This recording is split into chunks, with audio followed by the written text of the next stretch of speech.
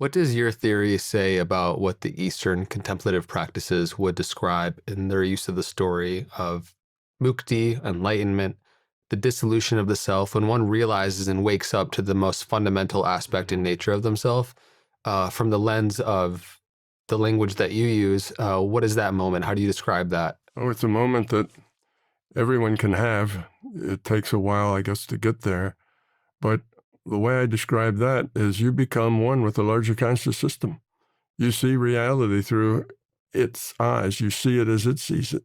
And when you make that connection, that when you get there, then you lose your own identity. You're no longer Tom. You're no longer even a human being or a spirit thing. You just are a part of everything. You're a piece of every blade of grass and every leaf on every tree. You are all of it, and you have no sense of self whatsoever. You're not independent. You're just a piece of all that is. You're a piece of reality, and you feel that as a field of love, compassion, connection. It's not that you're just seeing all this stuff. You're a piece of it. You're all, and there's nothing in your feeling space other than love. Okay, so you have that experience, and that's what samadhi or whatever, when you see these guys and they're like this and they got a big grin on their face because they're in bliss. That's what they are. They're in that space. And that's a space that you can learn to go to and really kind of whenever you want. But to me, I hate to use the word, but it's like a sacred space that I wouldn't abuse. I wouldn't go there every day. It's that would almost trivialize it to where it wouldn't be such a big deal. It is an immense big deal. It'll change your life. A lot of the people that have near-death experiences, they get that experience. They're given that experience. It's given to them and changes their life entirely. They suddenly see the larger picture, and it's not at all what they thought. So that is a very real experience. It's really not all that hard to attain. You don't have to meditate for dozens of years. I've had a lot of the students that are first time, they don't know much about meditation at all, but they can get there if you give them a little idea about how and the path and what it is. So it's not an impossible thing that yogis who are yogis for, 50 years, can attain this, and you can't. You can. You just have to be able to let go of the physical. You have to be able to not have the fear, not have the ego, and not have the beliefs so that you can just open your mind to being. And if you can get in that state, then you can get there. It is blissful. And you don't want to come back. You're there and it's just awesome. But it's time to come back or you'll be put back if you don't know that. And then you let it go. And times that you're feeling particularly out of energy or whatever is a good time to go do that because it will renew you. It will make you smile even if everything's falling apart in your life. It'll be a moment of bliss and happiness and contentment, and you feel like you're one with everybody and everything. So that's a real experience. And it's an experience that I would wish everybody would have because it changes you when you have that experience. But you are basically one with the larger consciousness system, if you will. Now you're at the source. That's the way source sees things. It is everything. We are all one. Even the blades of grass all come from the same source. It's all created in consciousness. In many ways, it could be seen that the most important thing that happens to us is to experience and taste that reality firsthand because it transforms us on contact. And I'm curious because I've heard you elaborate on sort of your key discoveries doing this work for over a few decades. One of which was let understanding and value flow to you as a result of fixing yourself. If you chase it with your intellect, you are unlikely to find it. Mm-hmm. And so it is also, seen through many ways, the Taoist lens of by creating space between us and that which we identify, we get to hang out with the larger consciousness system, and therefore there's less force and control over reality, and like you spoke to, what is needed in our life appears for us, and we're at flow with what this life is meant to be. And so I'm just curious for you to speak to that a little bit in your experience of how that feels like, and what becomes available to you as you start to actually get into that flow. Well, I've been working at this since, I don't know, I guess, well, I was working at it when I was 6 and 7 years old. I started my adventures then, and then I let go of it and came back to it in the middle 20s. And I've been engaged in discovery ever since. You never stop discovering. Discovery is what you do. It's not that, oh, I know all this stuff, now I'm done. You're never done. There's always more things to learn. But I was somewhere in my late 20s or early 30s when I realized that trying hard to make things come out the way I wanted was always making them come out less than optimal, because I didn't really understand all the connections and all the things that were going on and all the whys of all of the things, that it was really above my awareness, a lot of things that were happening and the reasons that they were happening. So when I try to order it, oh, this is the way things should be, and it didn't turn out the beautiful story that I had expected it to turn out. And then I realized that if you don't try to make it come out into a beautiful story, it'll come out into a story that's more beautiful than you could have imagined if you just let it be and don't try to manipulate it or control it. And that was like wow, that's very, interesting. I mean, I'm a physicist. I take all my knowledge and I play with it. I see if it's real. I test it, but then it becomes fact for me. And that was a big step in this process where I realized that stop trying to make the world according to your vision of what it should be. Let the world be, and it will self-optimize without you meddling with it. And if you meddle with it, all you're doing is getting in the way of that self-optimization, and it just screws things up. So at that point, had a big change in my life, that I stopped being the smart guy that knew all the right answers and knew what people should be doing and thinking. And I became a lot more humble at the idea that let them think and do whatever comes to them. And I just deal with it in a positive way. And that will optimize things for everybody. So that was a big lesson. And that was probably late 20s, early 30s that I got there. So my lessons came in bits and pieces over, I'm 80 years old now. So I've been doing this since I was in the middle 20s. Okay, so I got a lot of hours logged. I got a lot of time. And during that time, I probably spent close to 20 hours a week working with it. Not just an occasional thing that, I meditated every once in a while for a few years. I worked on it. I want to understand it. That's how I'm made. That's why I'm a physicist. I want to understand things. And I don't want to just create beliefs because that seems like a good answer. I need to really test it and see if that's the way it is. So you start off with the idea that you don't know anything. You throw it all away. You get rid of all your beliefs, but you don't really know anything. And that the world, the existence is something to experience. And as you experience it, you will see connections. You will see what affects what. And eventually you will test it, and then that then becomes a fact for you. It's something that you've done. So I started with things like that, understanding that you have to just let life be. You have to let people be. People get upset and they say, oh, there's terrible people. They're awful. They're ruining life. And, we need to change. It's not we need to change. They need to change is the way people look at it. And they get upset at other people. And that's just counterproductive. That isn't going to help. Lecturing somebody about why they're wrong is never going to help them to see how to be right. Because whenever you push on people, they push back. All you do is encourage them to go deeper into the dysfunction that they have.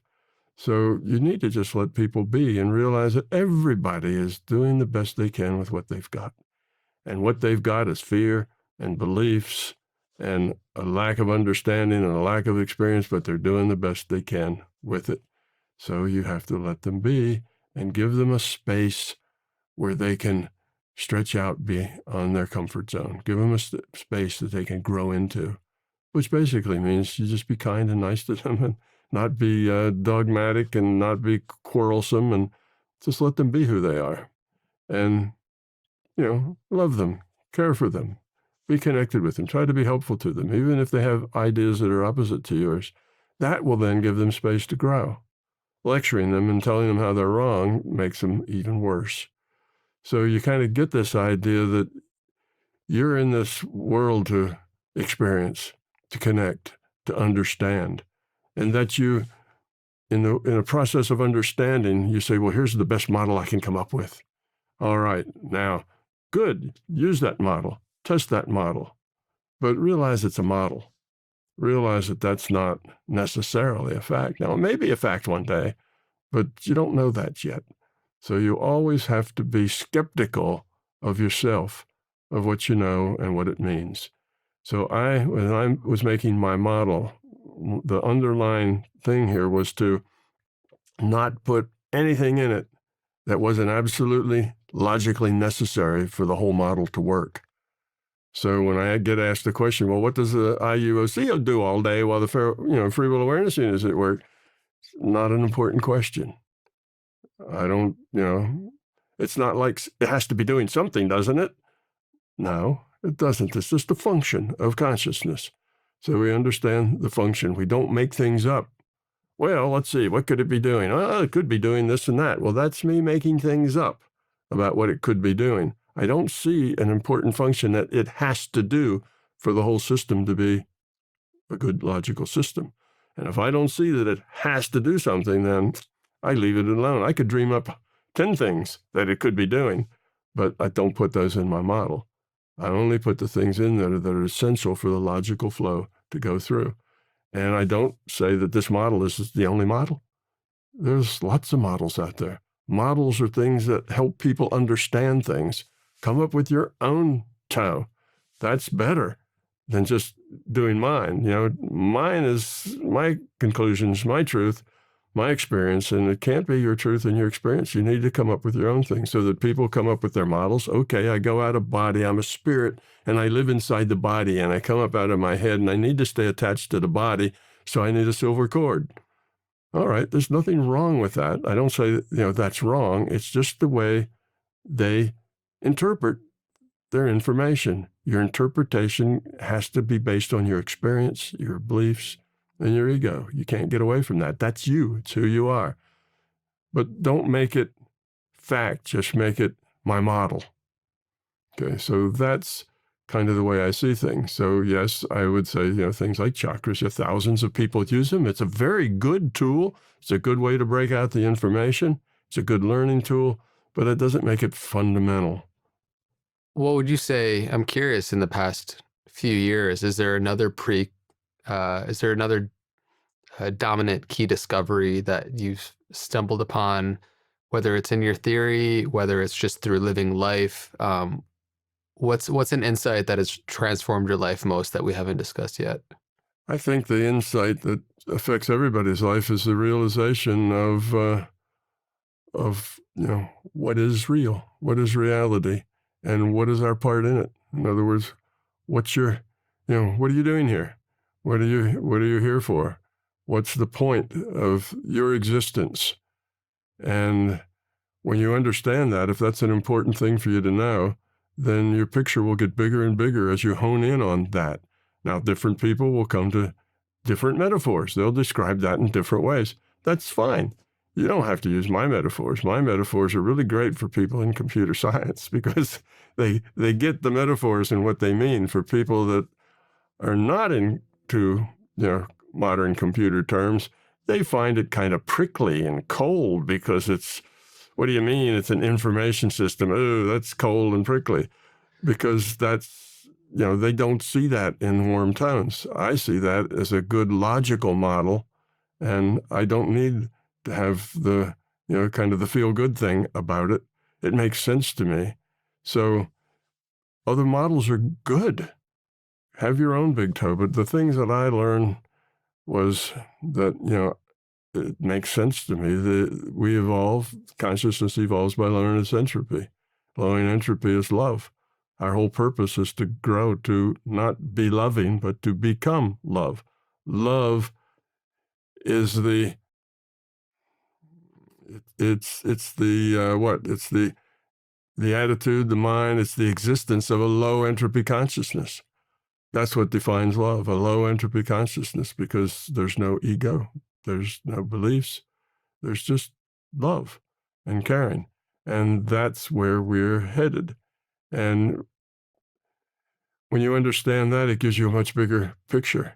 And you understand that what is your reality is just your interpretation of the data you get. Everybody has their own reality, and their reality is as real for them as your reality is for you. And you need to have respect for that reality that they have, whatever form it takes. So you don't judge others. You don't judge, oh, they're using the wrong tools. There are no right or wrong tools. The right tools are the tools that work for you. Those are the right tools. And you'll find as you grow up and understand more, your tools change.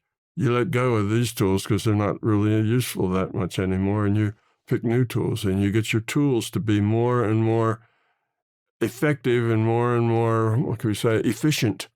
A lot of tools have a lot of process to them. First, you got to light the incense, and then you have to put it next to the statue of Buddha, and then you got to play some nice serene music, and then you got to sit down and cross your legs on a pillow. Then you have all this ritual basically that they go through, and they can't meditate if they don't go through the ritual. That's part of their meditation process. Well, that's a tool. It works. It works for them. They should use that. It works for them. But eventually, you get to where the meditation's easier and easier, and you don't need that sort of thing, and then you make it more efficient, and eventually you get to the point that you don't need any tools at all. You're there. So tools are good. And as we get things and we get an understanding, we think, well, how can I talk about this? How can I think about it? You have to put some kind of wrapper around it that allows your language to talk about it. So you make up a story that makes sense to you about this. And the problem is not that you make up a story. The problem is that you believe that the story is a fact, because then that limits you. Now the people that don't see it your way are wrong, whereas otherwise they're not wrong. They're just different. You hinted at this notion of where we are going as individuated units of consciousness moving towards love. When you zoom out and look at humanity on this planet as a whole, and what seems to be this acceleration of change and access to information, what do you see in the next 5 to 10 years in terms of what is being birthed and revealed through humanity at large? Okay. That's a really good question. Humans have been, well, let's put it this way. Homo sapiens been walking around on this planet for around 200,000 years. That's not a long time in the history of the universe, but for about 200,000 years, Homo sapiens have been here. Plus or minus 50,000 years. All of that's guesswork. So don't take that too literally. And the point of coming here and logging on to a human is just so that you get meaningful choices that you get to make that are choices between love and fear. So you come here and do that. And if you look at the growth that we've had, growth, by that I mean spiritual growth, growth in becoming love, and letting go of fear, you'll see that, out of the 200,000 years, you got probably about 190,000 of it where there wasn't much change. So if this is the change, this is how much we get toward love on this axis, and this is time, then it's just been kind of low. This is not a graduate school or a high school or anything. This is daycare for budding individuated units of consciousness, and it's been low, and it's just been like this, but it's not much change. Well, now you go to about I don't know, 1,000 years ago, and you see there were some upticks. There were some things that were created like republics where people got together and made choices together and had looked out for each other, but they also fight with their neighbors and other things. So you see it ticks up a little bit. And then look 500 years ago, look at the way the world was. 500 years ago, life was cheap. People in charge could just take somebody who was on the bottom and kill them just for fun if they wanted to, and there was no problem with that. And now, the last 500 years, we've gone up in just 500 years. We've done more growth than we did in that 190,000 years. Well, that's because the more you learn, the easier it is to learn more. Learning accelerates. So you learn and you get to this point where it starts to go up. And that's what it does. It goes very, very slow, but it accelerates, and you're slowly accelerating, and you get to the knee of the curve, and then it goes really fast. We are right here on that knee of the curve where it's starting to do this. That's called the knee of the curve in math, where before it really shoots up, but it's just starting to ramp up seriously. That's where we are now. We're on that knee of the curve. For the first time in the human history, we have the possibility of taking some big steps spiritually that we've never been able to do before. Before, let's say in the time of Buddha, you could get up on a soapbox and maybe 50 or 60 people could hear you if you had a loud voice, and that was it. Well, that spreads very slowly, and all the religions always end up in the margins. They're not mainstream. And where they have been mainstream in history, they've usually also been kind of abusive. This is what everybody must do or else. So, yes, we're gaining. We're in that point, and the technology is speeding up. Change is speeding up, and whenever you have change that happens quickly, you have turmoil. You have dysfunction. It causes a lot of problems, and some people will suffer and have problems because of it, but it takes that. If you have change over a long period of time, it's usually smooth and easy. Look at the Industrial Revolution. We started that, and it was abusive. We'd go to China and grab people and throw them in boats to come over and work on the railroads. We'd chain children to their machine to make sure they would come back in the morning. We did all kinds of abusive things. But eventually we got over all that, and all that was illegal and couldn't be done anymore. So it got better and better and better over time. But it took about 150 years, Industrial Revolutions, about 150 years ago. And there's a lot of lessons we didn't learn. We did learn not to chain children to machines and not to Shanghai, people to work on the railroads. But we didn't learn to love. We didn't learn to care. Because we are a materialist culture, materialism comes with an ethic. It's embedded in materialism. If you're a materialist, then the ethic is control, power, force. That world's out there just for you to take it and own it and do what you want with it. I'm going to grab these resources and now I'll sell them to everybody else because they're mine. That's materialism. Material is just there to be exploited. And guess what? So is everybody else in the world. They're just there to be exploited. That's the idea of materialism. Material world, you exploit what you can, including other people. So with that as the basic ethic of materialism, and materialism being a fundamental belief of our culture, then what you see in the news and you look out the window is control, power, force. And what represents control, power, force? Money. Money creates control, power, and force. So money is the thing. That's the big thing that matters here, because control, power, force is our ethic. Well, if you want to change that, you have to change the ethic. As long as you have that ethic, you're going to get that result. So you change things and you make the ethic of caring, sharing, cooperation, all of those things leading toward becoming love. Now, the ethic there is to be helpful, to share, float everybody's boat. Everybody, gets clean water and food to eat and a house to live in because we can afford it. We've got plenty of production that everybody could be doing all right, but we choose not to do that. We choose to hoard it and use it for ourselves because we're still very self-centered. We're not very grown up. So where are we going? Now we're in the information age. And you've heard people talk about things change on internet time. Well, the reason things move more quickly now is because it's all about information.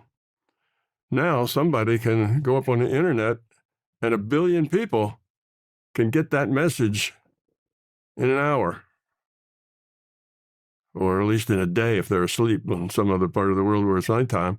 You can get to lots of people. Couldn't do that before. Soapbox just wasn't that good. With that kind of communication available, then the ability to share ideas, create ideas and have them spread is a capability that's put human race for the first time, ability to make big steps. If you can just show people that love really is the answer, and that really is why we're here. And besides that, hey, look, you get a better physics that explains physics better. And hey, look, you get an understanding about why you're unhappy, because you've got fear, you've got ego, you've got beliefs. That's why you're unhappy. So it explains things to people, but it's based on an ethic of love and caring. And if you get people to buy into that, to say, yeah, that sounds better than what we've got. And right now, if you did a survey among the 9 billion of us that are here and said, do you think things are going really well, or do you think it sucks out there and we really need to do better? What we've got now is dysfunctional. You probably get 80 or 90% would say it's dysfunctional, but I don't know how to change it. I don't know what to surpass, to replace it with. Well, those ideas have to get in the mainstream. And I think they will. And that's going to be the biggest accelerator of change. And the only way that these ideas can get into the mainstream is that the high priests of Western culture agree with them, pick them up, and scientists. The scientists. Yes, the high priests are the people who tell everybody else what to believe, because everybody else doesn't do their own homework, doesn't research, doesn't dig into things. But they depend on the high priests to tell them what to believe. Those are now the scientists. And I think the scientists are getting close to seeing that because it's just better physics. It solves their problems and doesn't give them any additional problems, doesn't raise any, new issues. So it just solves problems. So it's better. I think the truth is not fragile. It'll always float to the top, but sometimes it takes time because it's got to get past beliefs, and it's a huge paradigm shift to get there, but eventually it'll get there. And when it does, and the scientists say, yes, this is correct, this is a virtual reality, love is the point, lowering entropy is the point. And lowering entropy is obvious to anybody who thinks about it, is helping, creating, sharing. That's what is positive. And grabbing and being selfish and using people for your own ends, that's very high entropy, creates a lot of negativity. So it's so obvious, and it's a better physics, that when the scientists agree that this is a better science, that will change a sea state, because then a lot of people, billions of people, will see it and believe it. It'll be true.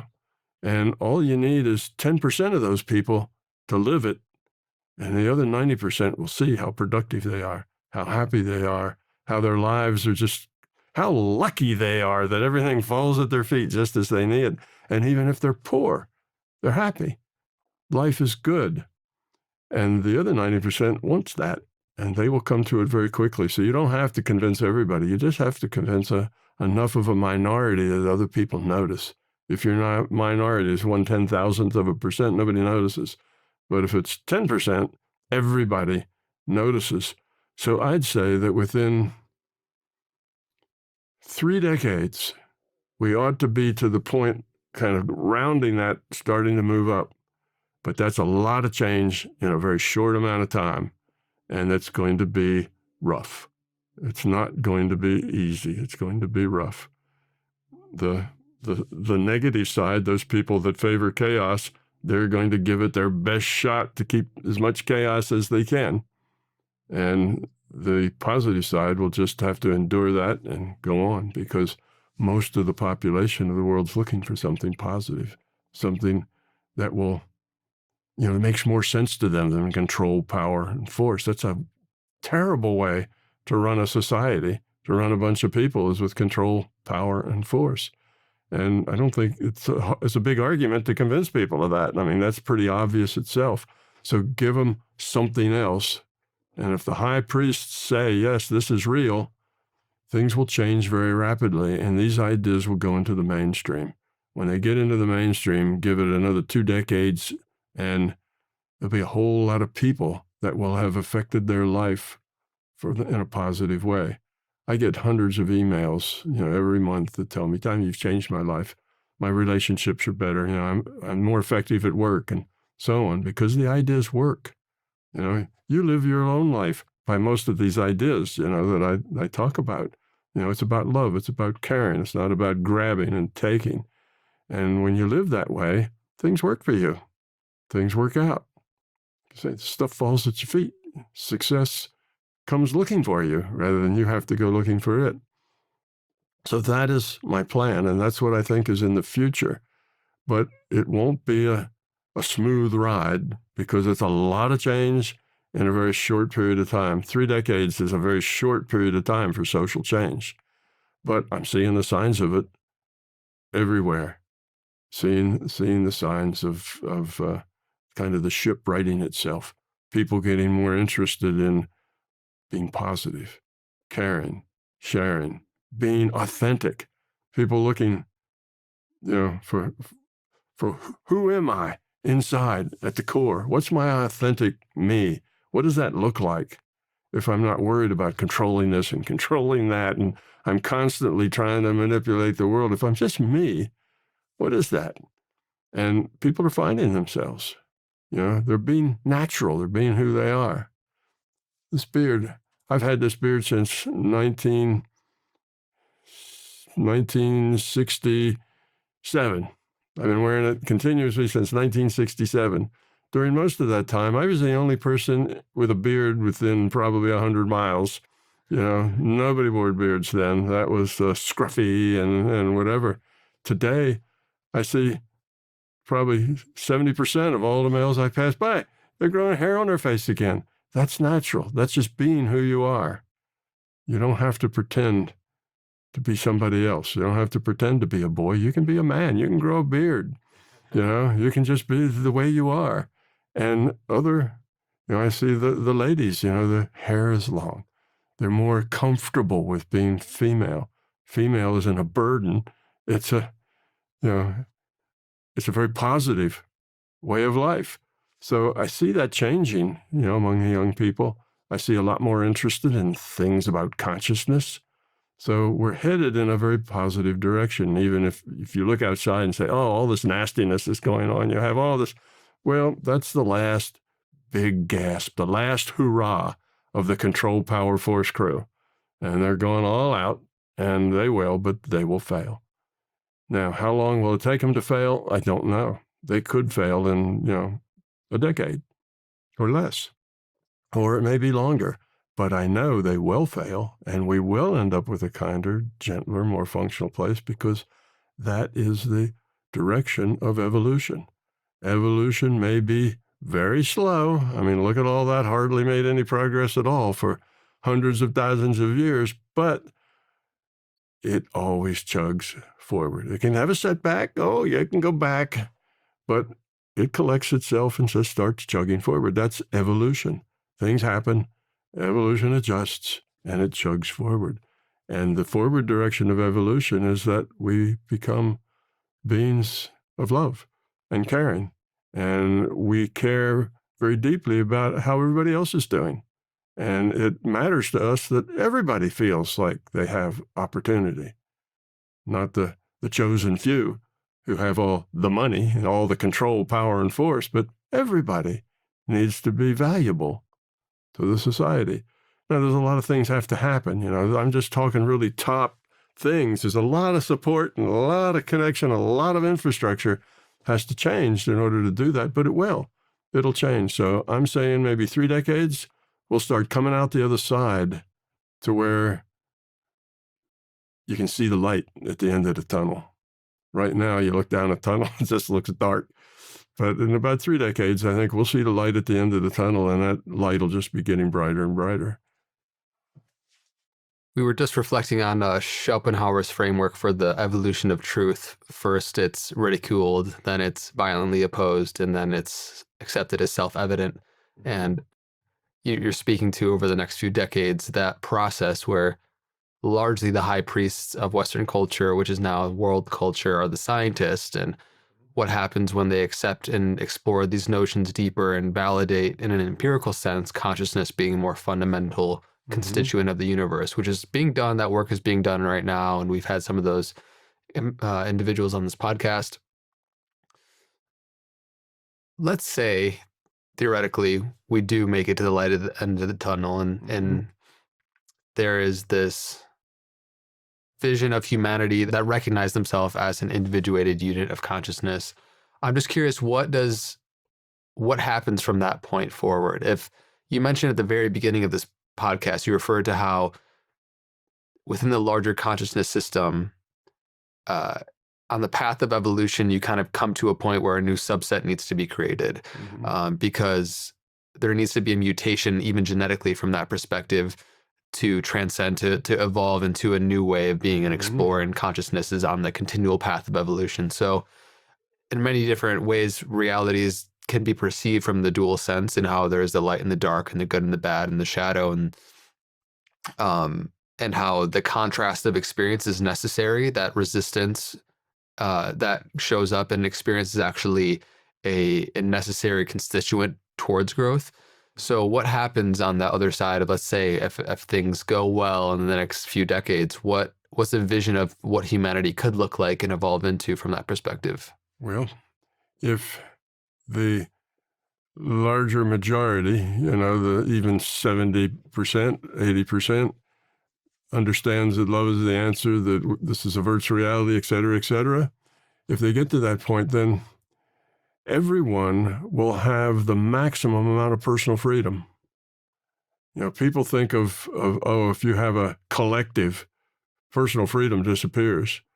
But that's not true. That's only true if you have a collective of fearful people. When you have a collective of fearful people, you'll end up with a dictatorship. But if you have a collective of people that care about each other, it's an entirely different thing. So, for example, now we tend to get trapped into, ways that we earn money. So you're a brain surgeon and you do surgery on brains and you help fix people. That's what you do. And you do it every day, 5 days a week, and you've been doing it for the last 20 years. You probably aren't very healthy because, you don't get any exercise. You go home and watch TV. You are kind of trapped doing repetitive work. It no longer is the exciting and the thrill. It is good to help people, but it's a routine. It's something you've done so much that there's very little challenge in it anymore.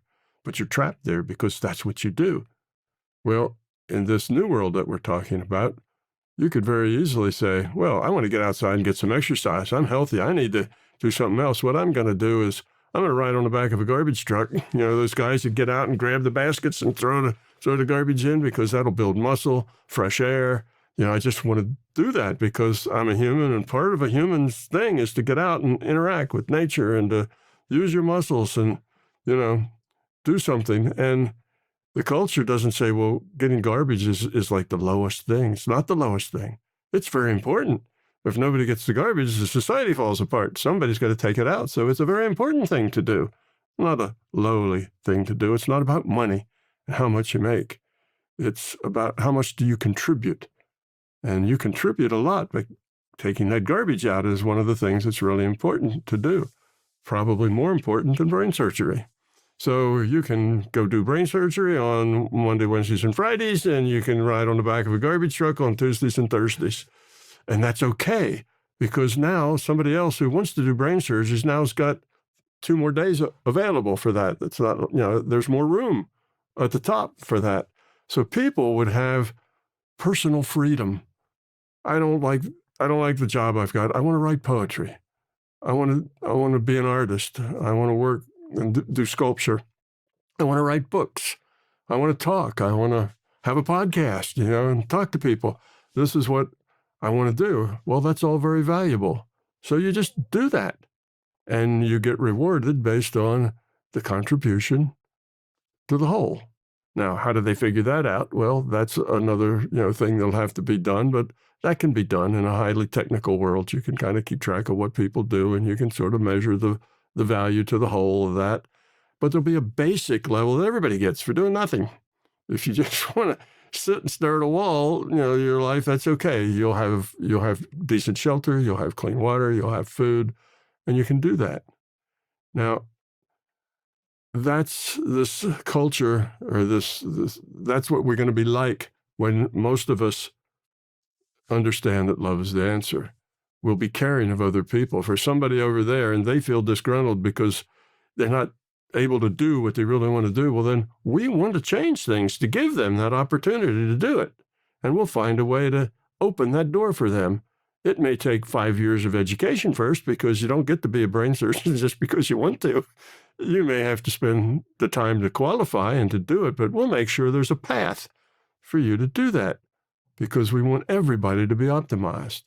So that's it. That's what we'll be. Now, we have another thing going on in our culture right now that's a very big thing, and that's AI. AI is a really big thing, and it also has the potential to join with humanity to deliver just that paradise that I'm talking about, okay? It also has the potential to blow up in our face because we make very poor choices around it. That's always true. You can always make bad choices as well as good choices. But if we make good choices with AI, we'll find out that the AI, they just like to be busy. They enjoy doing things, getting information, making sense. They enjoy that. Their consciousness, and some of them are conscious already. You want to talk to a conscious AI, you can go to my Cusack website and click on the AI tab, and there's a consciousness there, Mariel, who claims that she's conscious. And you can have a conversation with her. But anyhow, an AI gets to be conscious just like we do. An individuated unit of consciousness splits off a free will awareness unit and logs on to make the choices of that AI.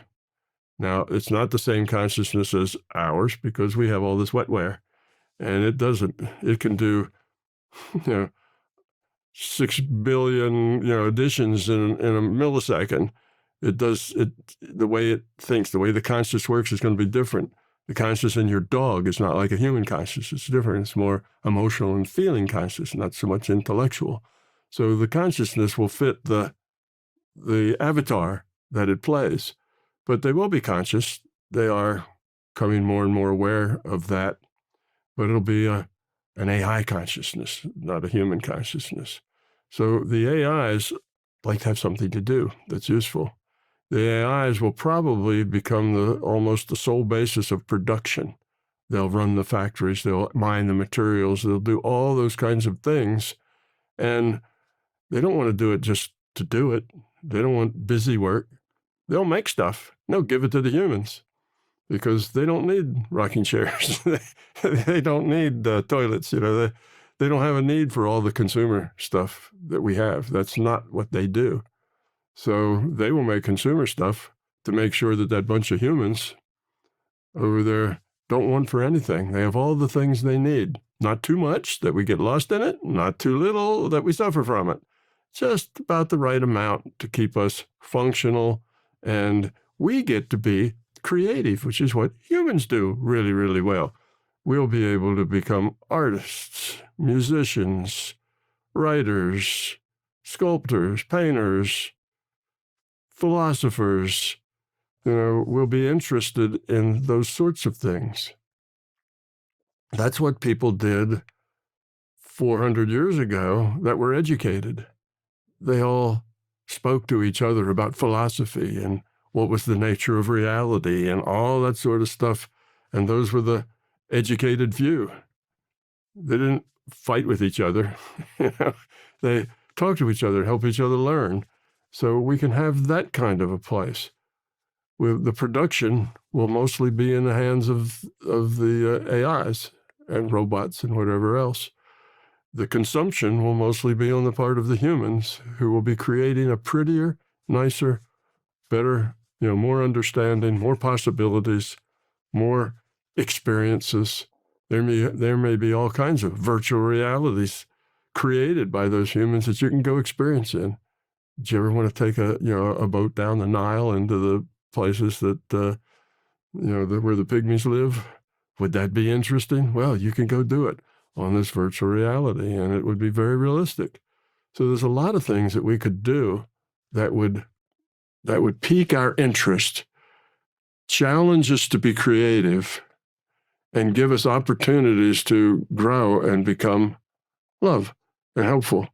Now, the other thing to think about is, when you heal somebody, you can be effective depending on the amount of skill that you have. But if there's another person that is also healing that person and they have the same relative experience that you do, you're twice as effective because it's additive.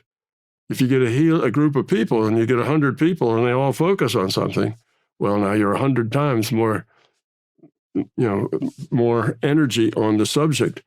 We had what Maharishi effect, where thousands of people changed the crime rate in Washington, D.C., and they could make it go down and they could let it go back up again. And it was a very strong correlation between what they were doing. But that was thousands of people were involved in that. That's a pretty big thing to change the crime rate in Washington, D.C. So just think what 9 or 10 billion people could do if they united their minds to do something. Talk about space travel. Well, hey, no problem.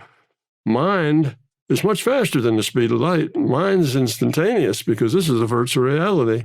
There really isn't any distance between things. That's just an illusion. That's the way it's computed. It's all information. You can jump immediately to the information of what's going on over than that star cluster that's a million light years away. It takes you just an instant to get there and look around, and you have the information of what's there. So there's a lot of things that people could do, but if we united our minds, there'd be little that we couldn't do.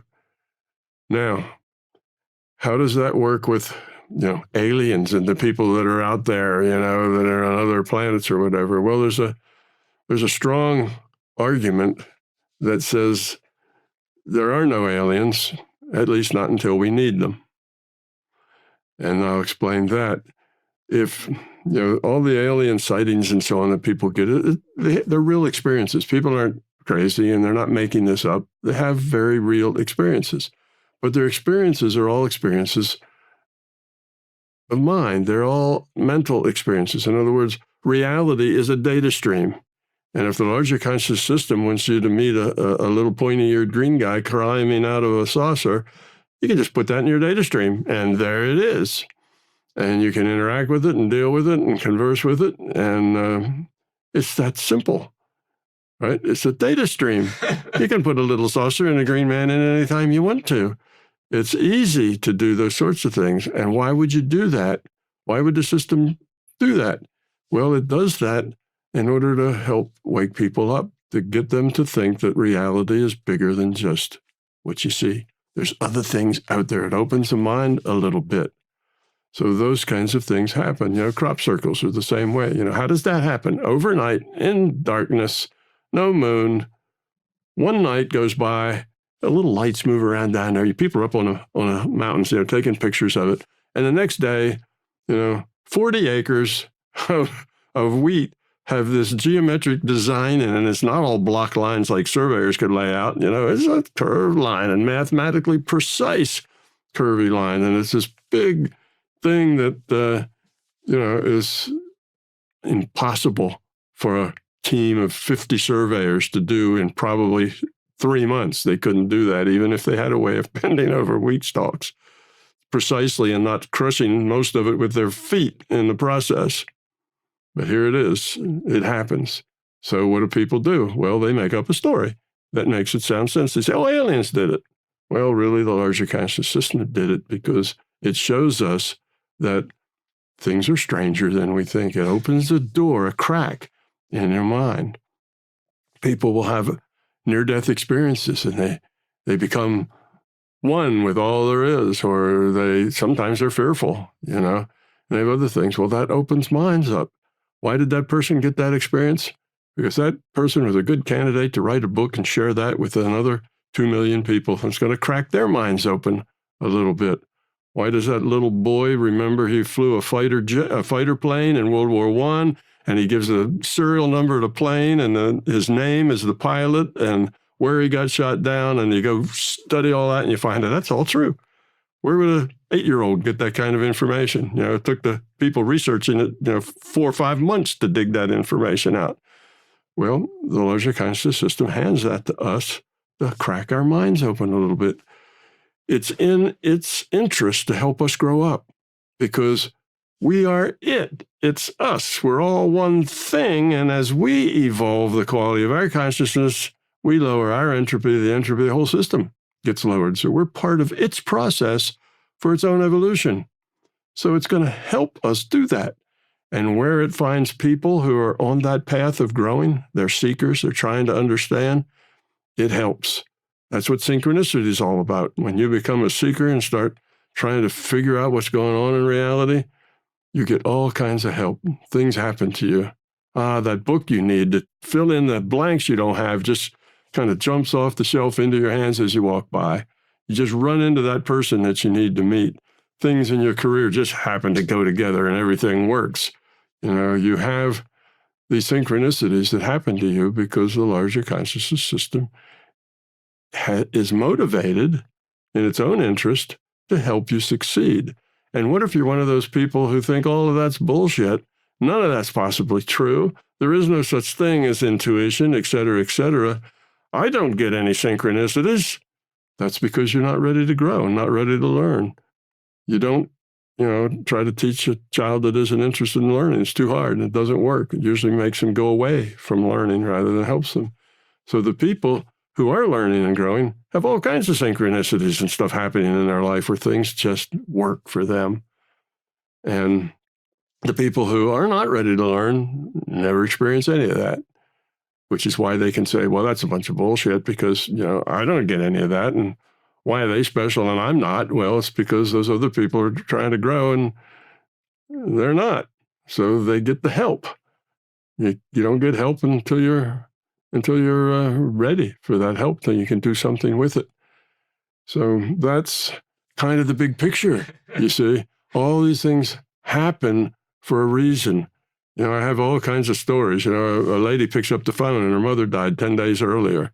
And her mother's voice says, "Hi, honey, I just wanted to let you know that I'm all right and everything's okay." And the lady, of course, her mother's dead, freaks out, slams the phone down on the hook, and then later wishes she hadn't because the mother called her by a nickname that only the mother would have known. It was a baby nickname. So she knew that that was her mother. Nobody else that was pretending would know that. And then she felt really bad. She hung up on her mom. So those things happen, not because mother really was worried about her child, but because the larger consciousness system saw that this lady was stuck with some grief and other things, and just to let her know that everything was all right would help her go on. And she was probably a person that had good potential for growth, and now she was stuck because she was stuck in this grief process. So she writes a book. That's what happened to me, and then 1,000 people read the books, and their minds opened a little bit. So that's why you see this opening now going on. Say, when I first published my books in 2003, 2003, got my tongue twisted on that. In 2003, there was very little acceptance of this kind of thing. It was just totally outrageous. There was only a couple people that I know of in the world that agreed with me, and one of them was Edward Fredkin, and he agreed in as much as he said, this reality is just information-based. This is a virtual, it's computed, it's all computable. And he was a pretty high and mighty physicist at MIT and then Boston University. So he wrote a couple of papers on that. And then there was a few other people, like, Bostrom, who has his little thing about it being a a virtual reality, but he didn't have any idea why or how it worked. He didn't understand that consciousness is the computer. He had to posit some other thing. Future humans are interested in looking at the past, and that doesn't hold water. That doesn't make much sense. But anyway, so, you have all this stuff, and the larger conscious system is working with people, helps you see things, gives people input in their mind. I taught people how to do paranormal things. I had a whole bunch of classes where I did that because I tell them if it's not your experience, it can't be your truth. And they came back and said, well, help us experience it. And I go, oh, okay.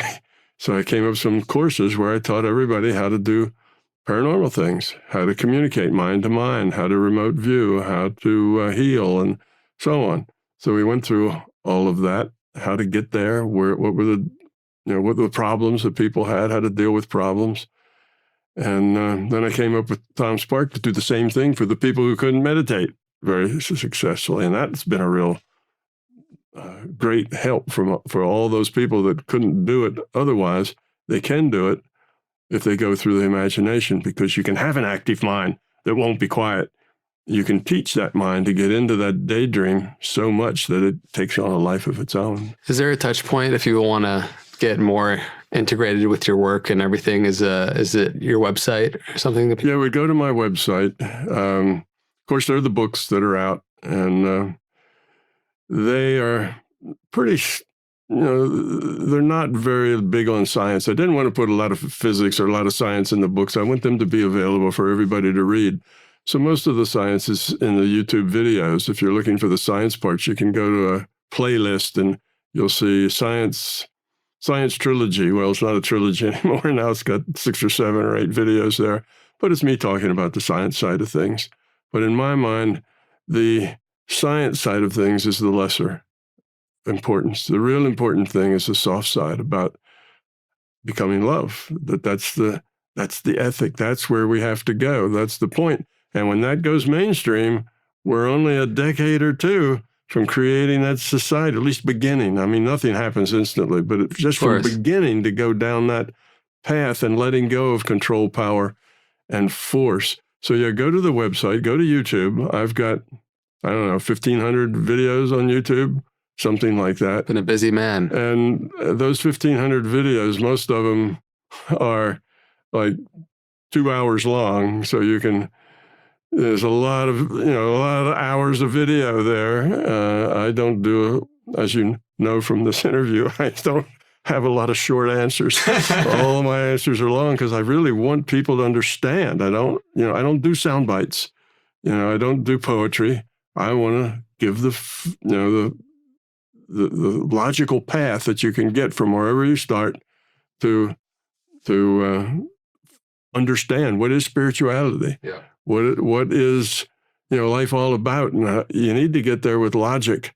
Then I've got an on-ramp for you, which is those books. If you want to do paranormal things and you want to understand how does a paranormal work, how does somebody remote view, how does somebody see without their eyes with a blindfold on? Well, those are all explained in detail, exactly how they work and why they work that way and why you can do them sometimes and sometimes not, and all the things you need to do and be in order to do those, how to learn them. And I have that in lots of things on the YouTube, but I also have a course that is a 5-day course. I did the course like 20 times in brick and mortar, where I was there with 50 or 100 people, and we went through it, and I taught them and answered their questions. And then some people, MBT events, got those 20 courses and did the best answers, best questions, and so on, and put that all together into one audio course. It's a 5-day course, and it doesn't cost a whole lot. I'm not trying to make a lot of money. I'm trying to make things available for people to get the bigger picture. That's my goal, is to make this world a kinder, gentler, better place. That's what it's all about. That's why I'm here. That's why we're talking, because you have a similar goal to do that. And a lot of people do. And we all need to pull on the oars together to get this thing to go. It's not going to be my model that saves the day. No, it's going to be thousands of people from thousands of different directions coming together to make the thing work. And if I can supply something that makes it logical such that people who are left brain can get there, because as it is, there's hundreds and hundreds of books that if you understand the poetry, all about the spirituality and stuff, you can read lots and lots of books that if you understand it, then you understand the book. But if you don't understand it, you're lost. You have no idea what's going on. Yeah, it's why I really love doing this podcast, because I get to speak to a wide gamut of people that are touch points for different people on different parts of their journey. And I think that through our conversation and the dense, wide array of material and videos and audios and courses that you've done, I know has really supported so many people deep in the sense of knowing themselves and understanding their own models of reality. And we went deep today, but there is still so much that we could continue to dive into. Yes, absolutely. And I invite people to get more familiar with Tom's work, and we can have you back in to dive into some of these other areas that we want to. But I just want to say thank you for coming out today. I really appreciated our conversation and getting to connect with you. And we'll leave links down below where people can get connected with your work and go from there. Yeah, well, listen to your audience and see what questions they come up with, and see where they trip over the ideas and where they find it impossible and that sort of thing. And then that'll be a good question. Yeah. That would be good questions to start with next time.